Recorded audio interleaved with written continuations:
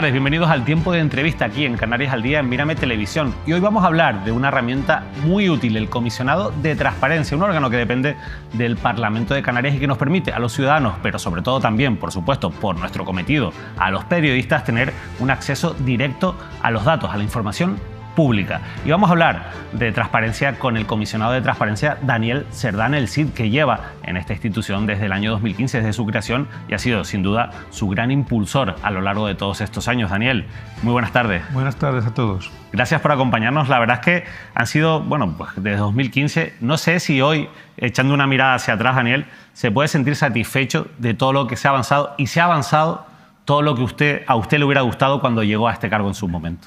Bien, pues satisfecho, esto es como la felicidad, que nunca se llega a su completitud o que nunca es permanente, ¿no? Y más en un tema como la transparencia, en el que nunca es algo que se consiga al 100%, sino que, es, como yo siempre digo, es un horizonte sobre el que avanzar, porque la información es cada día más inmensa. Yo me alucino respecto a la que los periodistas lo teníamos en los años 80, por ejemplo, y por lo tanto cada día es más necesaria, por otra parte, de colocar y cada día es más difícil de hallar porque es tanta que no siempre está bien colocada, y luego los ciudadanos tienen tantas alternativas a pantallas de todo tipo, digitales, redes sociales, canales y canales de televisión, que diríamos los portales de transparencia que se visitan, pero no tanto como se podía esperar porque las personas tienen otros muchos más intereses, ¿no?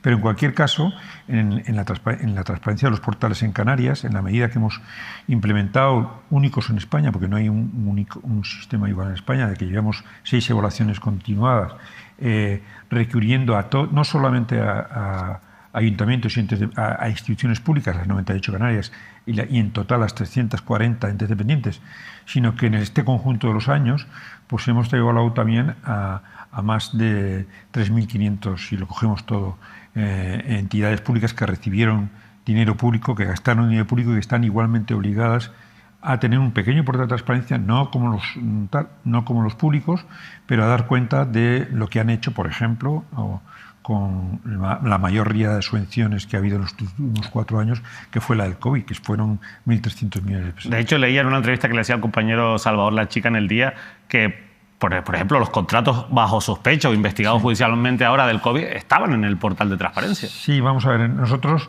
no estaban dando en el portal de transparencia con un informe que nosotros hicimos en el año 20, cuando nos encontramos que había un decreto del gobierno estatal que había cerrado, si se acuerdan, ya han pasado 4 años, la posibilidad de hacer reclamaciones. Es decir, hubo 3 meses en que dijeron no hay obligación de tal. Y en segundo lugar, todo el mundo estaba confinado en casa, todos los funcionarios de trabajo, y ninguna directriz respecto a qué cosas tenían que ir publicando respecto a la incidencia de la mortandad, del gasto, los tal.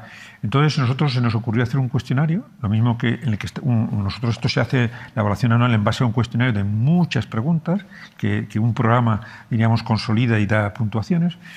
Y un específico de más de 30 preguntas, preguntando a todas las instituciones públicas qué estaban haciendo, cuánto habían contratado, cómo estaban difundiendo su actividad.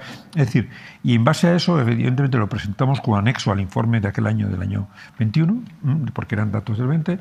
Y claro, fue como ocurre tanta información que yo, no es que reproche, pero los periodistas se centraron sobre todo en la información habitual de los informes nuestros, porque en ese momento el como yo digo, el tochomocho, que tiene 400 y 500 páginas, no había despertado todavía interés sobre su limpieza en la contratación.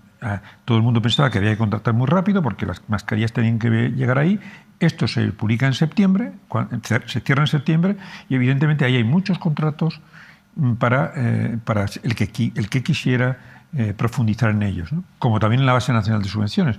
Pero es cierto que, como comentábamos a veces, los potenciales investigadores, que somos los periodistas, ni usamos la Base Nacional de Subvenciones lo necesariamente, que es muy fácil de encontrar los contratos, ni usamos la capacidad de derecho de acceso para preguntar a las administraciones. Pero es curioso, Daniel, porque mientras que ustedes, por ejemplo, en ese informe el último informe que va a presentar precisamente esta semana ante el Parlamento de Canarias, usted destaca una cosa: Canarias, proporcionalmente a su población, es la comunidad donde más solicitudes de acceso a la información se presentan, pero paralelamente es donde los periodistas menos preguntan en comparación con la península. ¿Por qué? ¿Por qué ocurre esto? Fundamentalmente, en el tema de la península, yo los comparo con los periodistas más conocidos, que son los de ámbito nacional y diríamos, están trabajando, preguntando constantemente al gobierno, viajes del presidente. Pero puede ser que haya una mayor dependencia. No hay información, diríamos, fidedigna, no hay, diríamos, una transparencia sobre la transparencia porque no se han consolidado esas cifras a nivel de toda España. Yo lo que sí aprecio es que aquí los periodistas lo utilizan un poco. Pero porque se hace poco periodismo, quizás, Daniel. No, primero por las plantillas son pequeñas, en comparación con las que yo viví en mi época moza, joven, y segundo porque prácticamente pues, se consume mucho tiempo, digamos, adaptando notas de prensa, consumiendo la propia nota de prensa de las plantillas de comunicación pública que son grandes, ¿no? Por la precariedad, entonces. Y la precariedad, en parte. Y luego, el otro punto de que dice, no, en Canarias se reclama más que tal, más que en otras comunidades autónomas, el ratio lo tenemos por 100.000 habitantes. Yo creo que no es porque en Canarias haya menos desinformación, sino simplemente porque el esfuerzo del comisionado en alguna pequeña campaña de publicidad, estar permanentemente en los medios de una forma más reiterada, tener una web bastante accesible para poder presentar, y luego el boca a boca. Es decir, cuando, al ser un órgano bastante conocido, ha dado lugar que el primer año, pues tuvimos, el primer semestre del año 15, tuvimos 18, claro, no nos conocían ni en nuestra casa. El año siguiente 90, hemos ido escalando y a medida que hemos ido siendo más conocidos, entre otras cosas, gracias como programas como el tuyo, que te agradezco que siempre, todos los años nos hayas traído, pues ha habido más gente que se ha animado primero a preguntar al Cabildo, al Ayuntamiento, al Gobierno, y cuando no ha respondido o le ha respondido poco, fácilmente en 5 minutos ha hecho su reclamación a la Comisión. Yo siempre repito, y me gusta repetir, que la herramienta, diríamos, de lo que es la ley de transparencia convierte a todos los ciudadanos en periodistas, y a los periodistas les empodera con mayores armas, en el sentido de que cuando no te dan una cosa por gabinete de prensa o no te responden en una rueda de prensa, tienes la oportunidad de conseguir información exclusiva, además, preguntando por la vía en 5 minutos, porque no hizo falta más que un certificado electrónico, y por la vía de un registro electrónico. Y además hay un hecho que ustedes también constatan en ese informe, y es que preguntar al comisionado, recurrir al comisionado, ayuda y funciona. Lo digo porque al final, por ejemplo, en todos estos años hemos visto cómo se ha reducido también el nivel de incumplimiento de las administraciones, y yo supongo que ahí la presión que hacen desde el comisionado ha sido clave, ¿no? Sí, ahí fíjense que a veces, digamos, lo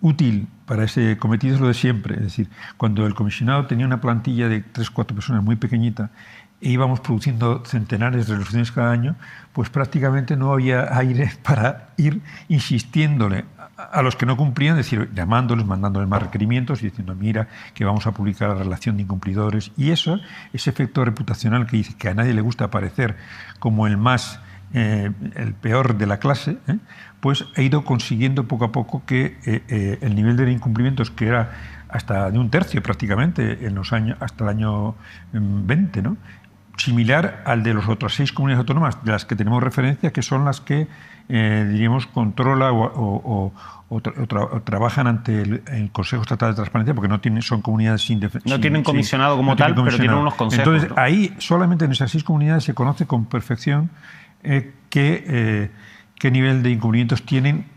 en esas comunidades, que fundamentalmente son, pues, Asturias, Cantabria, Extremadura, ahora Baleares, La Rioja, las pequeñas fundamentalmente. Entonces ahí se conocen, no nos podemos comparar con las otras porque no existen, no se publican las otras, pero frente a esas estábamos como ellas hace 3 años, y a base de llamar, empujar, requerir, insistir, hemos conseguido, pues, reducir a muy poco, a menos de un 10%, al 2 o el 3 hace 2 años, y ahora estamos reduciendo las del año 2023 porque seguimos llamando. Usted siempre insiste en que quizás la ley debería haber sido un poco más ambiciosa y haberles dado una herramienta más coercitiva, como puede ser la de multar a las administraciones que incumplan. Sí. ¿Cree que sigue siendo necesario?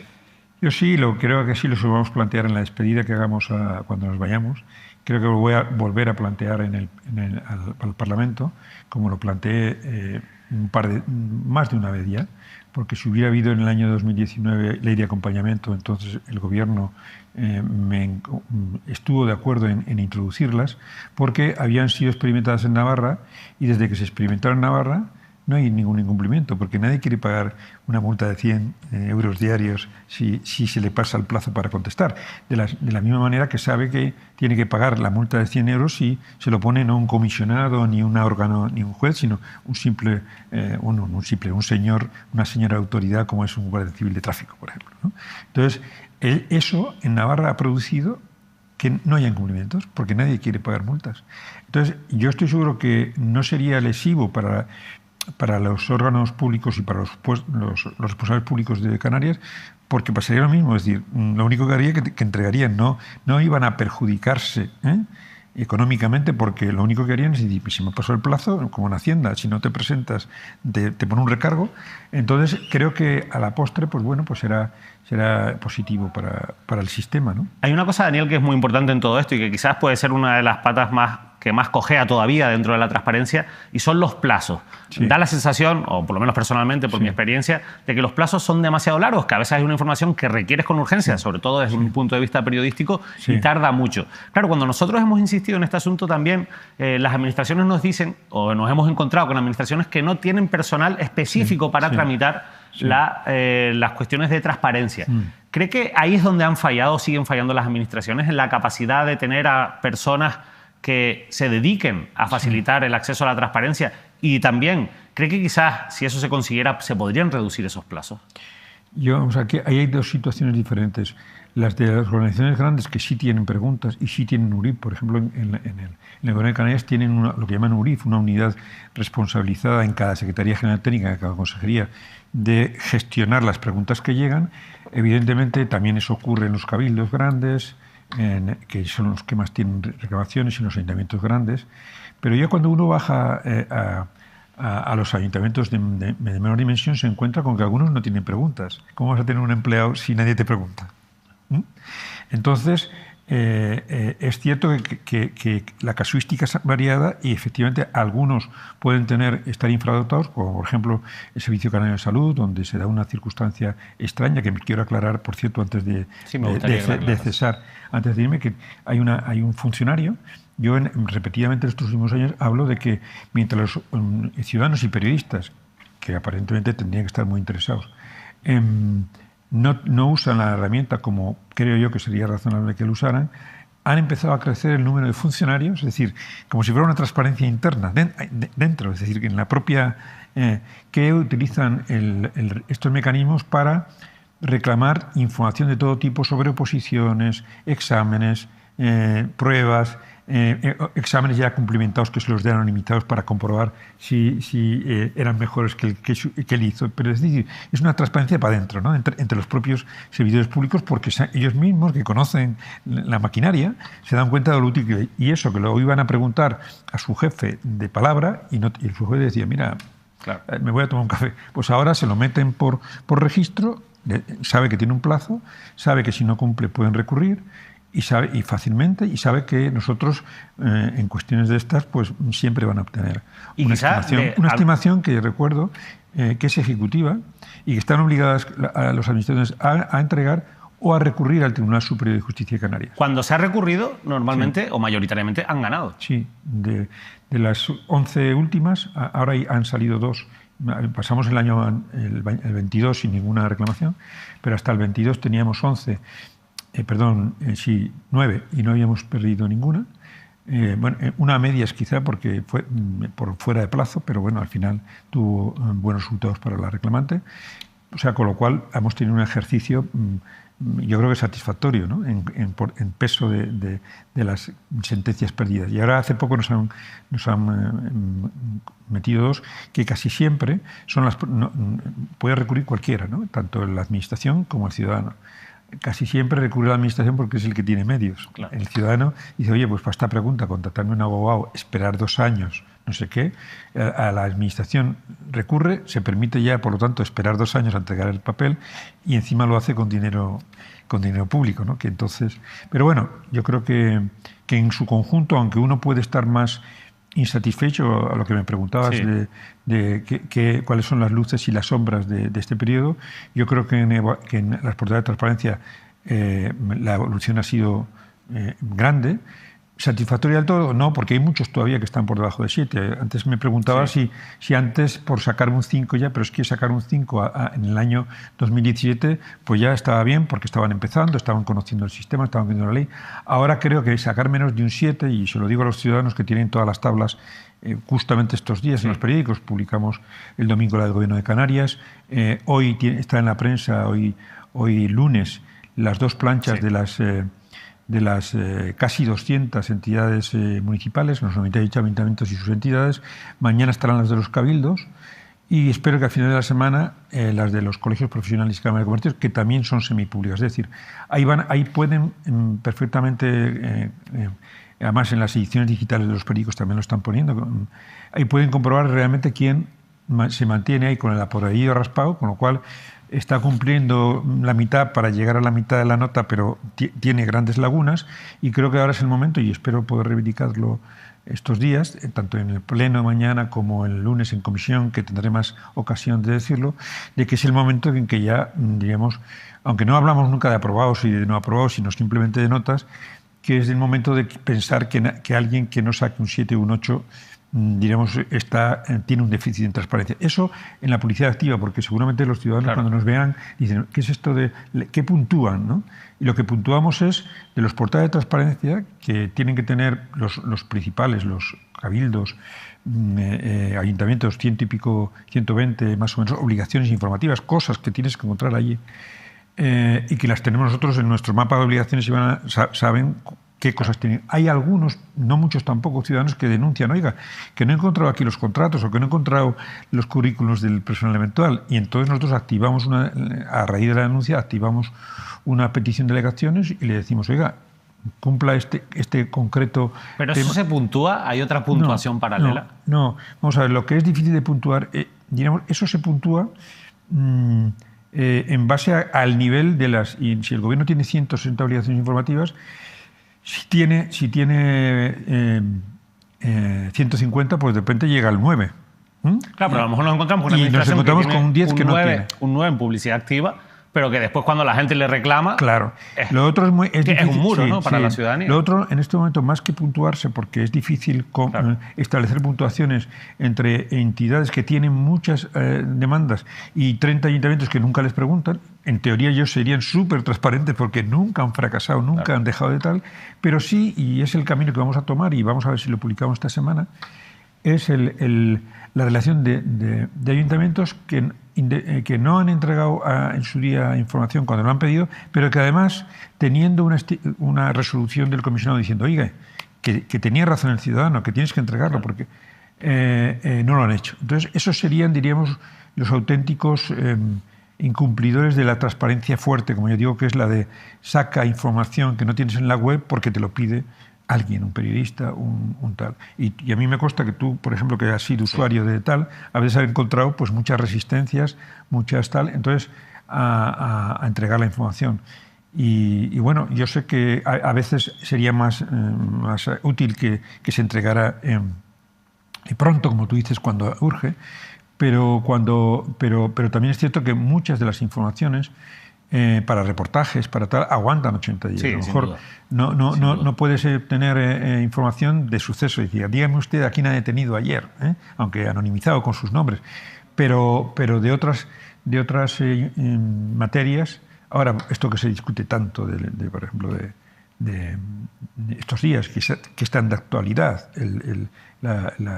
la manifestación y el movimiento... El modelo turístico y económico. Claro. Pues yo no sé, a lo mejor llegan luego al comisionado alguien que haya estado preguntando por eso, por qué pasó con las moratorias anteriores de 2004 y 2011, qué costaron, porque claro, aquí, ¿quién se manifestó? Eso es difícil o sea, aportación de informes sobre quién pidió entonces la moratoria y quién se manifestó. A mí me sorprende, por ejemplo... ¿Podríamos saber cuánto ha costado en indemnizaciones la primera moratoria? Claro, pero para eso hay que preguntarlo. Claro. No es transparencia, que somos tres y no tenemos tanto cerebro ni tanto conocimiento, pero preguntarlo por años, número de indemnizaciones e incluso a quiénes, porque también, si no es dato personal, sino a una empresa. Y otra cosa que es bueno que se podía preguntar, lo que pasa es que esto ya no es tanto de transparencia pública como de investigación periodística. Es decir, ¿quiénes en la anterior transparencia estaban a favor de la moratoria? Quizá no, o sea, que claro, han pasado 20 años. Bueno, pero eso está en la hemeroteca, ¿no? Está en la hemeroteca, pero si uno va a la hemeroteca, David, te das cuenta de que en aquel momento en Canarias había dos movimientos. Una patronal en Gran Canaria, que era reticente a la moratoria, y la patronal en Tenerife, hotelera, que era Sotel, que era partidaria de la moratoria. Y dirán ahora la gente que está diciendo, ¿pero cómo? Estamos a veces, sin darse cuenta, en connivencia con gente que quiso parar también teniendo hoteles. Evidentemente, pretendían diferentes intereses o diferentes objetivos con las mismas herramientas. ¿Y cuál pretendían entonces los empresarios que eran partidos de la moratoria? Pues pretendían menos competencia. Si tú entonces en Tenerife, ya no sé cuántas camas podía tener, 100.000. Si tú las congelas, automáticamente no te viene nadie a competir contigo, a bajar precios, a nada por el estilo. Por lo tanto, en estos temas complejos, manifestarse, también hay que tener en cuenta las consecuencias de lo que se pide, porque congelar así automáticamente, como ocurrió lo que pasa, falta ahí, como tú dices, ir a las hemerotecas y a los libros. Hacer aquello supuso, mientras se preparaba la ley, que se presentaran multitud de proyectos de ayuntamientos, que se planificaran, como tú estabas apuntando, miles de plazas, que luego, cuando llegó la moratoria, eran consolidadas, fueron a los tribunales, y sin poner un ladrillo, porque esa es la cuestión, obtuvieron grandes indemnizaciones. Por eso la transparencia es bonita, porque permite sobre todo al estudioso profundizar en el dato y tener en cuenta este tipo de factores que a veces no se tienen. Sí, porque los debates a veces son mucho más complejos de lo que puedan parecer, ¿no? Pero, Daniel, hay una herramienta que es muy útil, que no es mérito exclusivo del comisionado, pero que a mí me parece muy interesante, sobre todo hablando de ese perfil de ciudadano que pregunta, que es el funcionario, porque es un canal de denuncias para personas que quieran informar sobre infracciones o corrupción. Me gustaría que explicase cómo funciona. Lo digo porque, sobre todo, creo que quienes manejan mucha información en ese sentido, que son los funcionarios, puede serles una herramienta de utilidad. ¿No?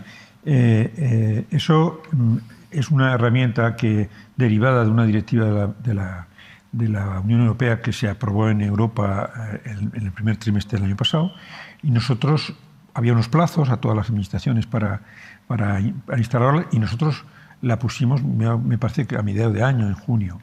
Y eso, fundamentalmente, que aún, mira, es una buena pregunta para derecho de acceso, es saber en esos portales, primero, cuántos hay. Primero, preguntar a los ayuntamientos, oiga, ¿usted tiene portal? ¿Desde cuándo?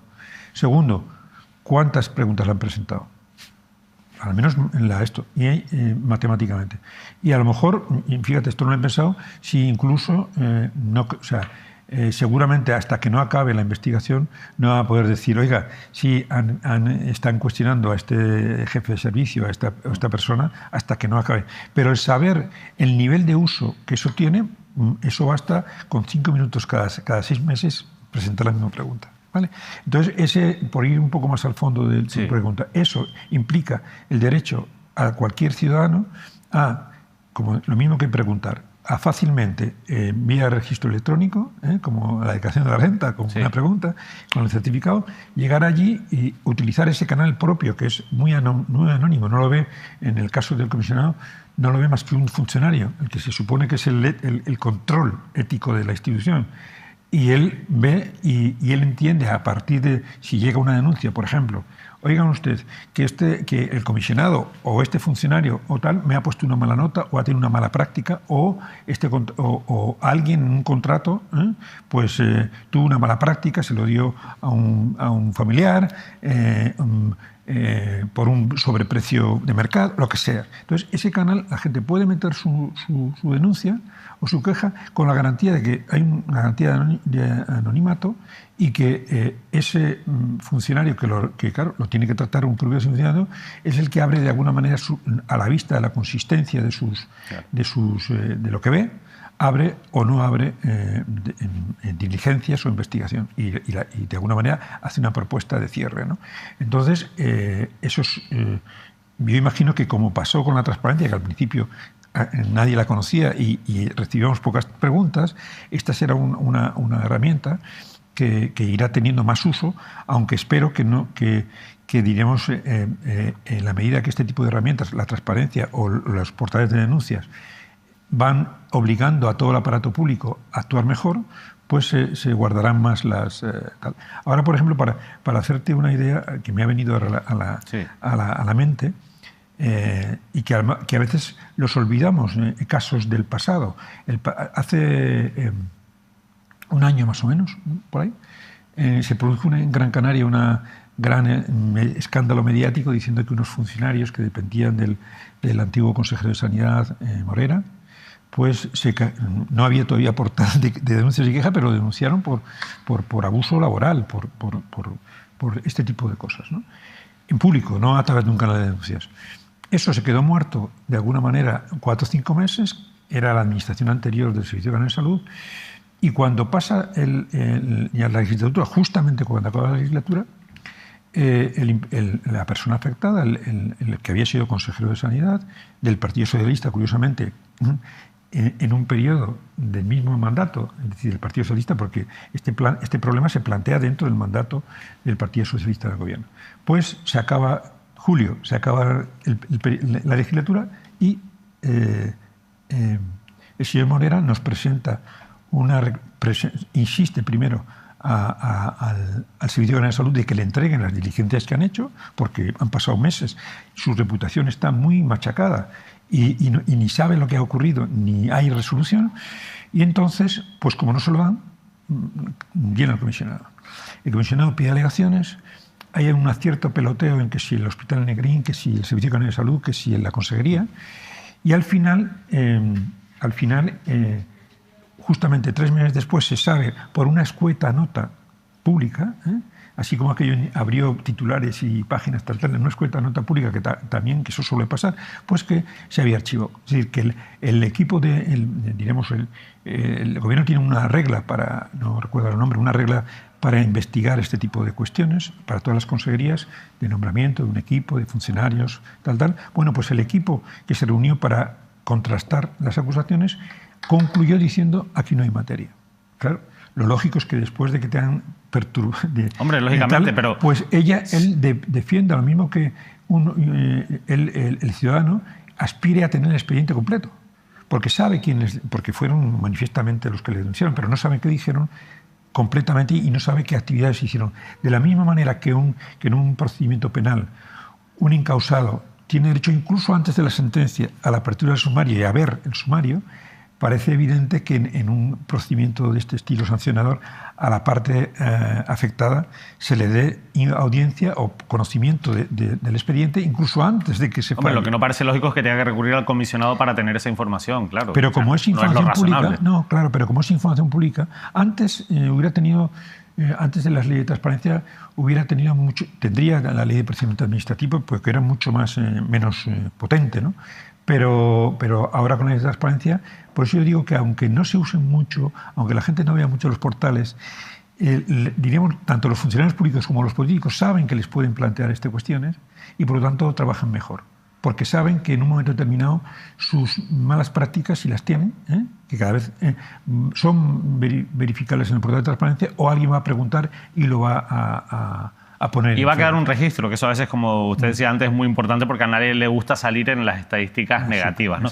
Daniel, al final han sido 9 años intensos. Sí. Usted ya tiene la transparencia en las venas, como se suele decir. ¿Le hubiera gustado seguir más tiempo? No creo, porque primero yo siempre he pensado que, y lo digo por otras actividades públicas que he hecho, que cuando uno está 8 años en un sitio, yo iba a estar en principio 5, me han acabado hasta 9, pues ya no tiene... no tiene nada mucho que aprender y a veces es buena la renovación, ¿no? Por otra parte, si yo a lo mejor hubiera tenido 50 años, pues a lo mejor me lo hubiera planteado, pero tengo 66, tengo, digamos, 44 años y 10 meses de vida laboral ya. Creo que ya es un momento de dar otro salto, otro cambio, a una actividad jubilatoria o jubilosa no absolutamente pasiva, espero, que de repente se me despierten cosas para hacer después de un periodo, diríamos, de relajo.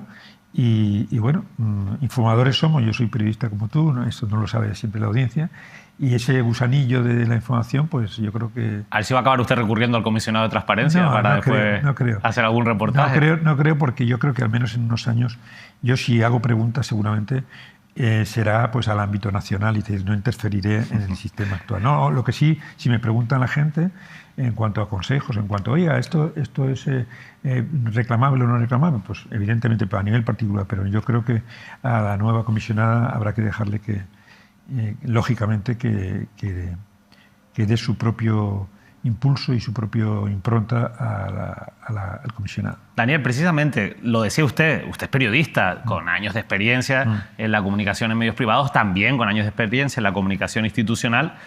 ¿Le preocupa que la figura que le vaya a sustituir sea un perfil político?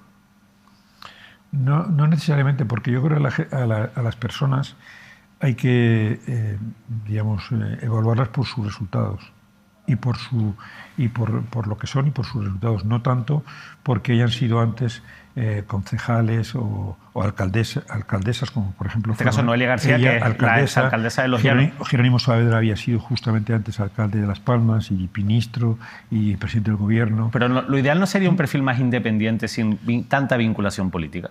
Bueno, evidente, como es la de este caso. Sí. Yo vamos a ver, en cuanto al diseño, es lo mismo que en la transparencia ocurre ocurre en España. En muchos sitios al Consejo de Transparencia lo nombran directamente el Ministerio o la Consejería competente en transparencia. Y prácticamente es una especie de...